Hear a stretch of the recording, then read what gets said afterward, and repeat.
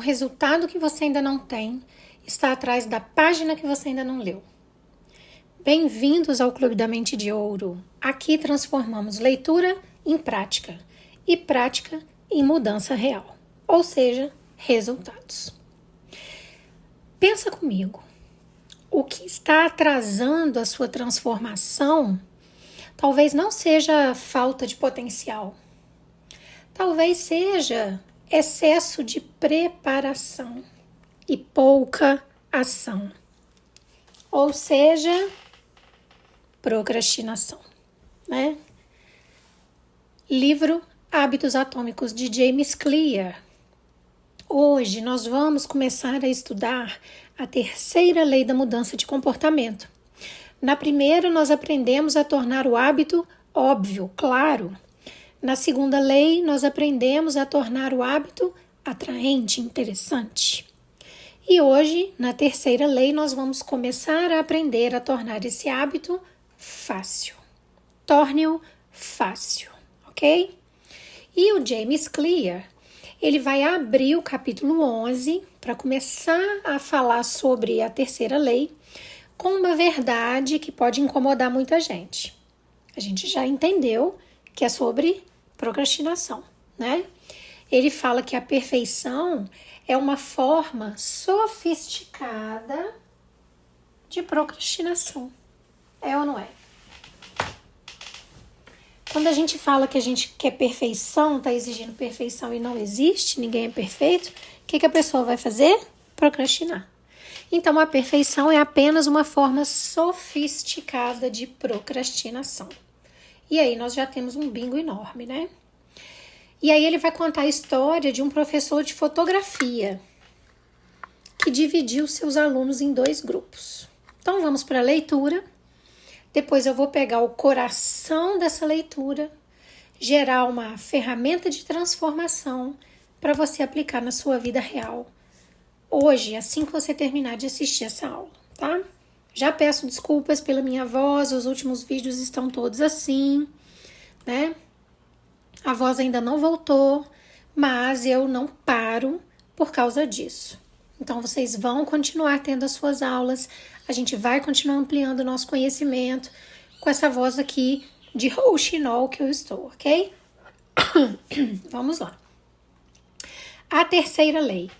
Torne-o fácil.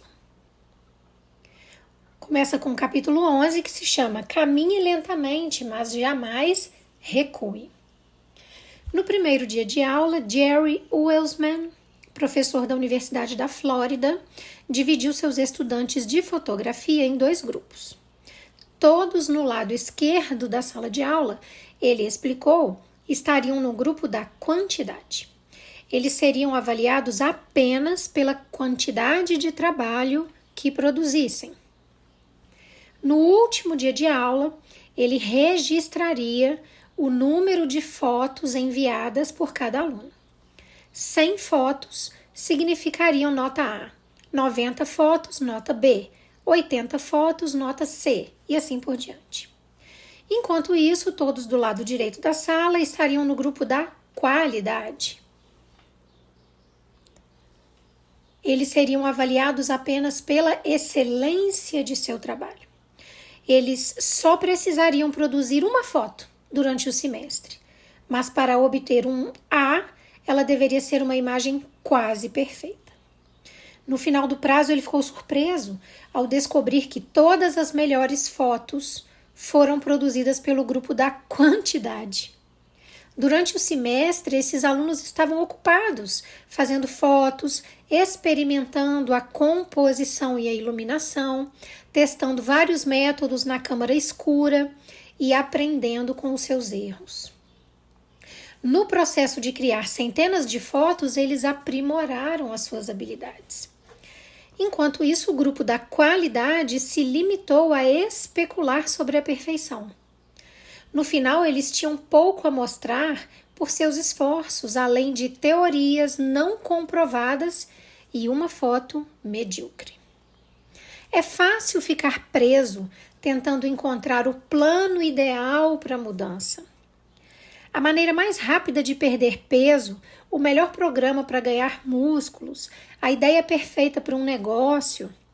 Estamos tão focados em descobrir a melhor abordagem que nunca chegamos a agir.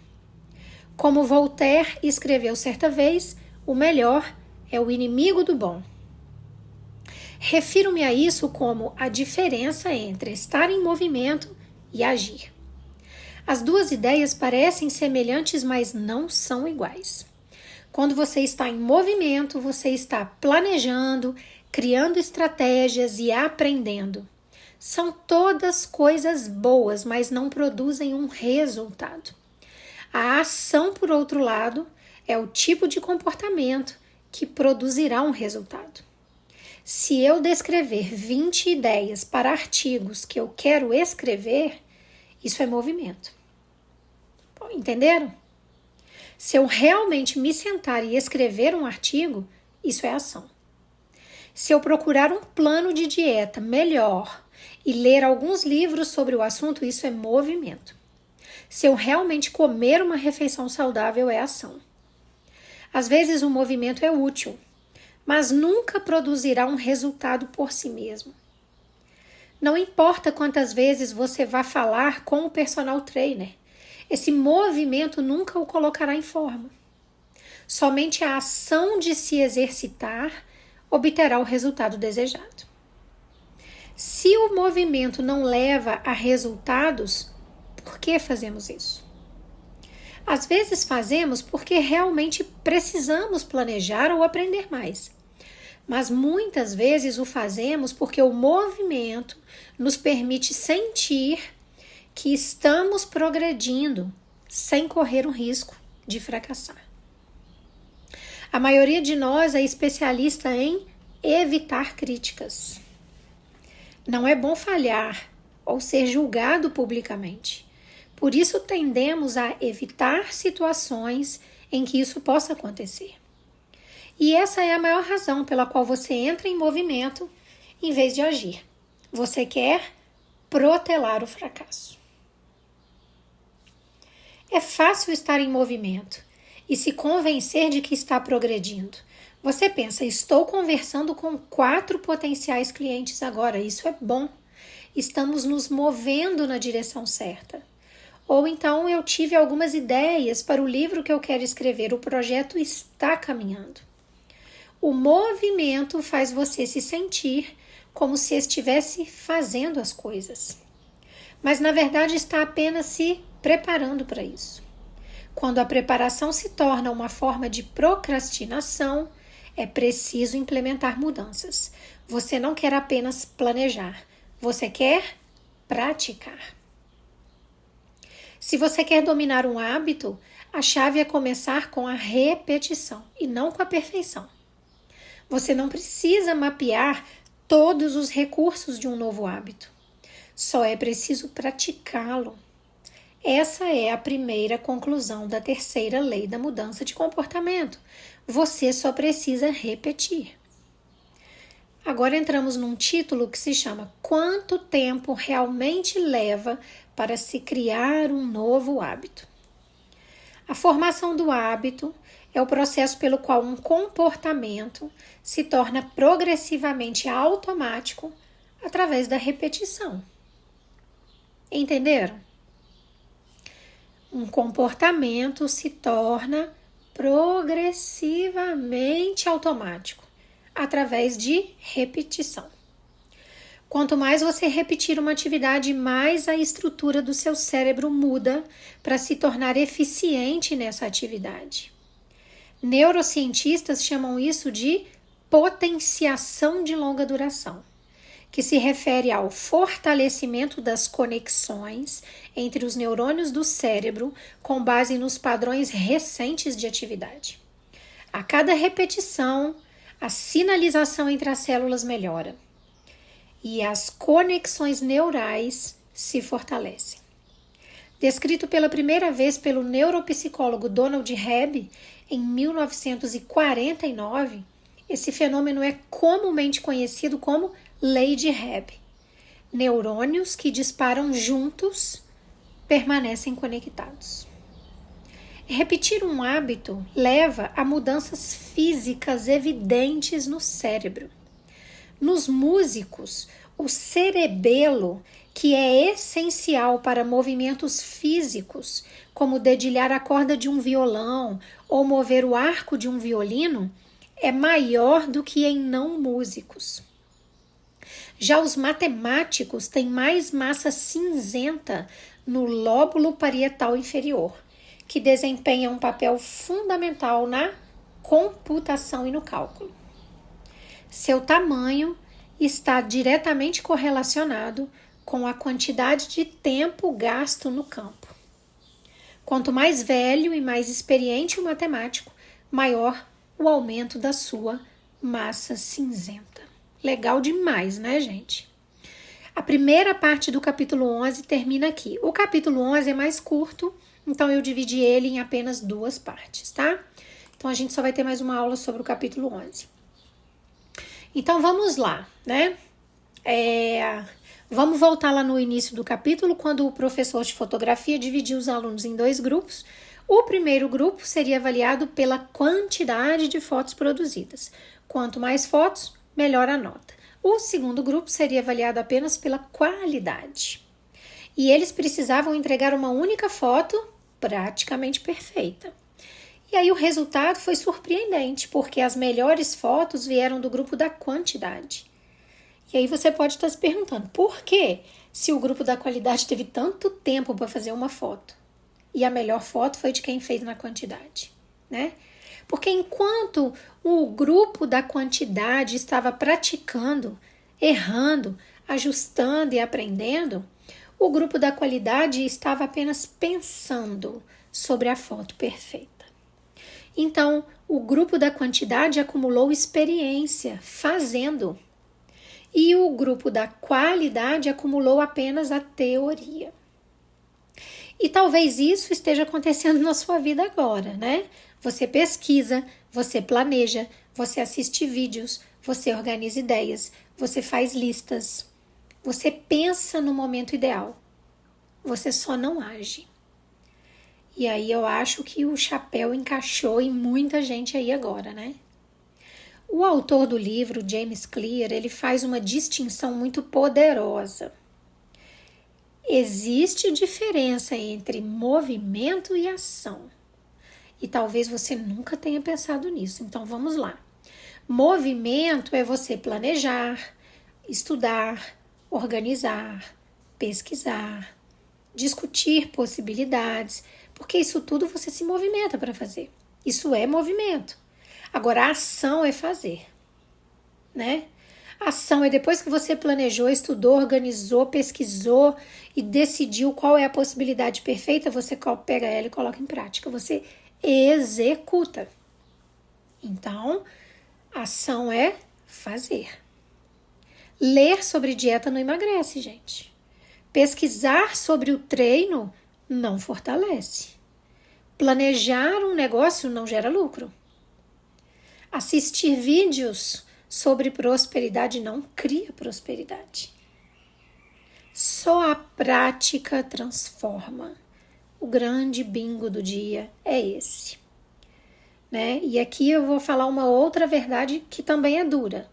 Muitas vezes a gente usa o movimento para evitar o desconforto de ter que agir, porque agir é muito mais difícil. Então a gente fica ali em movimento, né? Porque agir traz um risco real, traz exposição, traz possibilidade de fracasso, traz julgamento, principalmente, né? Então a mente vai e cria uma armadilha muito elegante. Ela fala para você, olha, você ainda não está pronta, né? Você precisa aprender mais um pouco, você precisa se organizar melhor. Quando você tiver mais confiança, você começa. Só que a confiança, gente, ela não vem antes da ação. É o contrário. Você só se sente confiante de tanto repetir aquela ação. Então a confiança vem depois. A confiança nasce da repetição. E aqui está o segundo grande bingo do dia. O James Clear, ele mostra para nós que os hábitos, eles não são construídos pela intensidade. Não. Eles são construídos pela frequência, pela constância, pela repetição. Então, com isso, você pode concluir que você não precisa começar perfeita, você não precisa começar com intensidade. Você só precisa começar e repetir, e repetir, e repetir. Isso muda tudo. Porque a maioria das pessoas ainda acredita que precisa encontrar o plano perfeito antes de agir, né? Não, é mentira. Porque o cérebro, ele aprende fazendo. Então você só vai descobrir que aquele plano é perfeito quando você estiver no meio dele, fazendo. Ok? Entendam que a repetição, ela vai criar a automatização. Você já fazendo automático, não se preocupar com isso. E a automatização daquele hábito é o que cria a sua identidade. Quando você viu, já fez, você é assim. Ok?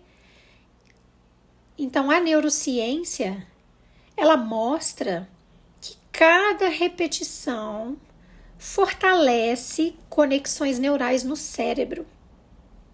Quanto mais você pratica uma ação, mais natural essa ação se torna. Ou seja, você não se torna disciplinada pensando sobre disciplina.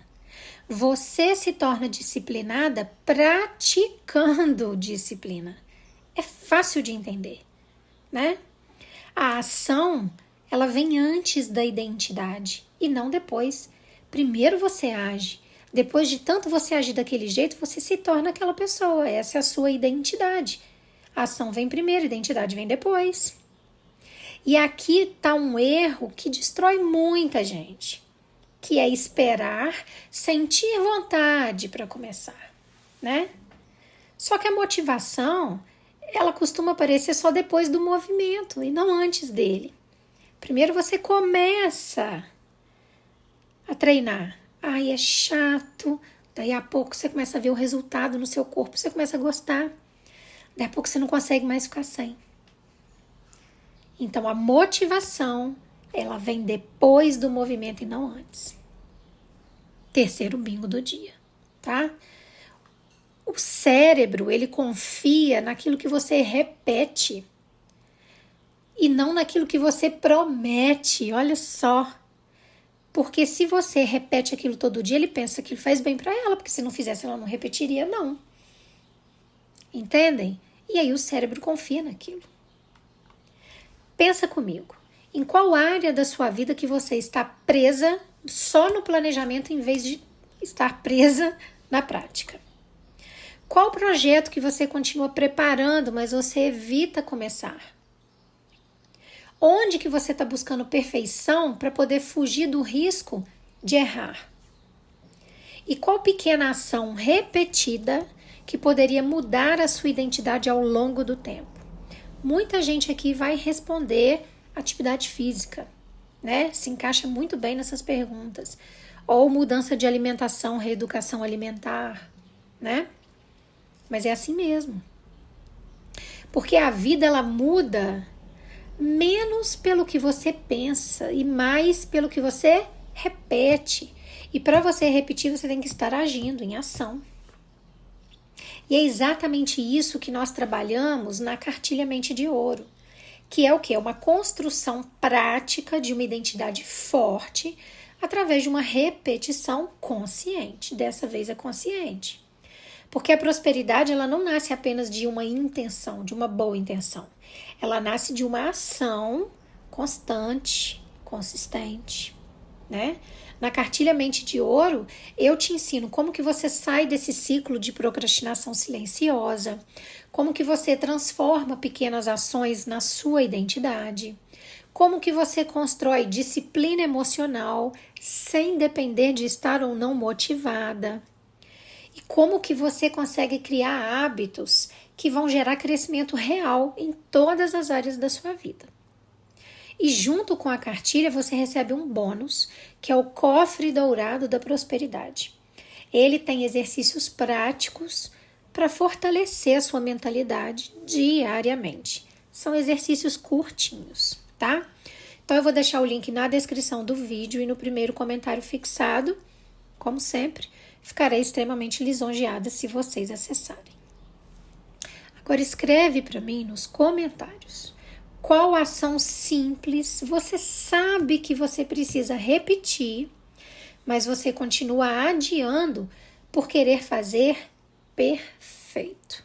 Essa também é muito boa, né? E eu vou dar um exemplo aqui que é o de beber água. Então, todo mundo já botou despertador no celular, eu vou beber 3 litros d'água por dia, e aí o despertador fica o dia inteiro no seu celular tocando, beba água, você não bebe água, né? Mas a sua organização para que aquilo aconteça está perfeita. Mas você não bebeu água, que é a ação simples que você precisa repetir, né?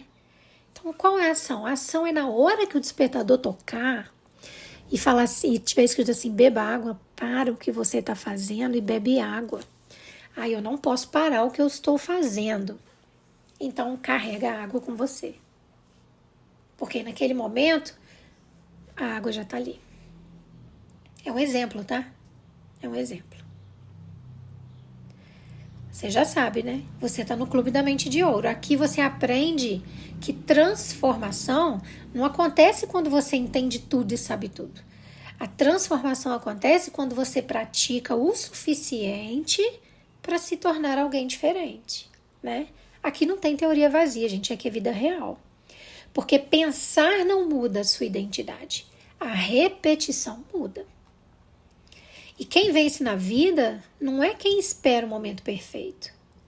É quem continua caminhando, mesmo sem estar perfeito, né? Que é o que o título do capítulo fala para nós, né? Nunca recue, caminhe lentamente, nem que seja lentamente, ok?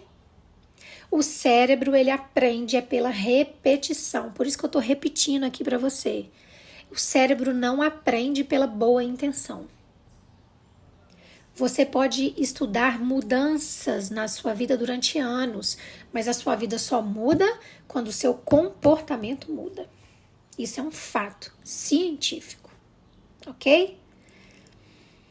Aqui no Clube da Mente de Ouro você aprende que pequenos passos repetidos têm mais poder do que grandes planos mirabolantes nunca executados, é ou não é?